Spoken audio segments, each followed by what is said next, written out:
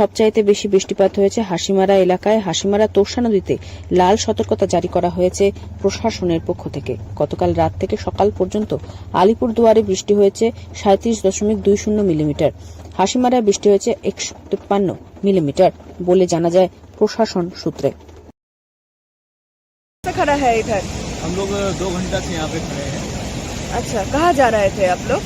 हम लोग तो यहीं के हैं 8 नंबर के। अच्छा तो अच्छा मेरा यहाँ पे 2 नंबर बस्ती में बहुत सारे लोग हैं। हाँ। हम लोग देखने आए थे। अच्छा अच्छा लगभग हम लोग 2-2.5 घंटे से यहीं थे। अच्छा, ये रात से ही ऐसे है हालत? जी रात से ही। अच्छा, कोई बांध टूटने की खबर है क्या? जी यहाँ जो बस्ती है उसका साइड में बांध जो है वो टूटने वाली है, पर अभी মানে बारिश के कम के कारण तो अभी ठीक।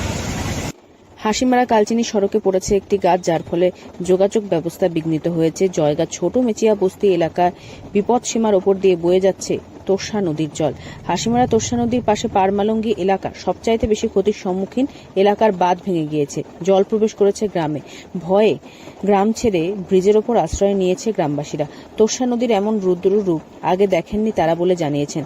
তোরসার জল ছুঁয়েছে ব্রিজ, রেল ব্রিজের কাছাকাছি দেখা গিয়েছে নদীর জল। রাত থেকে এই পরিস্থিতির কারণে দু চোখের পাতা এক করতে পারেননি এলাকাবাসীরা। এলাকার পরিস্থিতি কেমন রয়েছে তা দেখতে এসেছিল হাসিমারা রেল পুলিশ কর্মীরা। স্থানীয় পঞ্চায়েত সদস্য এলাকায় রয়েছেন। এলাকার এই পঞ্চায়েত সদস্য সাদ্দাম আনসারি জানিয়েছেন গতকাল রাত থেকে তারা সেখানেই রয়েছেন।